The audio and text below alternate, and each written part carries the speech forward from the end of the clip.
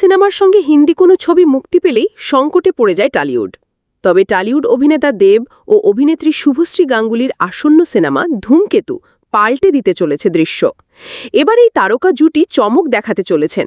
তাদের ধূমকেতু পর্দায় আসার আগেই অগ্রিম টিকিট বিক্রিতে ঝড় বইছে। গত বৃহস্পতিবার নন্দনে টলিউডের প্রযোজক পরিচালকরা একজোট হয়ে মন্ত্রী অরূপ বিশ্বাসের সঙ্গে বৈঠকে বসেন। সেই ইতিবাচক বৈঠকে খুশি টলিউড।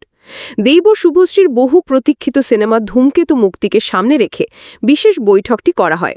সেখানে তুলে ধরা হয় প্রেক্ষাগৃহে বাংলা সিনেমার শোর গ্রহণযোগ্যতা নিয়ে। ফলে সিদ্ধান্ত হয় হল মালিকদের বাংলা সিনেমা চালানোর বাধ্যতামূলক নির্দেশ। বহু প্রতীক্ষিত দেব ও শুভশ্রী সিনেমা ধূমকেতু আগামী 14ই আগস্ট মুক্তি পাচ্ছে। এর মধ্যেই শুরু হয়েছে অগ্রিম টিকিট বিক্রি। এ নিয়ে কলকাতার প্রিয়া সিনেমা হলের কর্ণধার অরিজিৎ দত্ত সামাজিক মাধ্যমে এক পোস্টে লিখেছেন, ধূমকেতুর অ্যাডভান্স বুকিং যেভাবে বাড়ছে তা সত্যিই অবিশ্বাস্য। এদিকে অরিজিৎ দত্তের সেই পোস্টটি আবার দেব শেয়ার করে লিখেছেন, কোনো শো না পাওয়া থেকে একাধিক শো পাওয়ার অবধি এ জার্নি, সবটাই দর্শকদের চাহিদায়। উল্লেখ্য, 2009 সালে চ্যালেঞ্জ সিনেমার মাধ্যমে যাত্রা শুরু হয়েছিল অভিনেতা দেব ও অভিনেত্রী শুভশ্রী গাঙ্গুলি জুটির।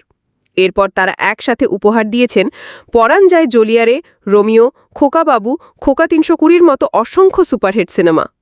একটা সময় দেব শুভশ্রীর রসায়ন বিচ্ছেদে রূপ নেন। এরপর দুজন দুদিকে মোড় নেয়। আটকা পড়ে সিনেমা ধূমকেতু। দীর্ঘ বিরতির পর সিদ্ধান্তে আসে সেই সিনেমা মুক্তির। তারই প্রভাব পড়েছে ধূমকেতু সিনেমায়। ASBD 24 সত্য প্রকাশে অপসীম। চ্যানেলটি সাবস্ক্রাইব করুন।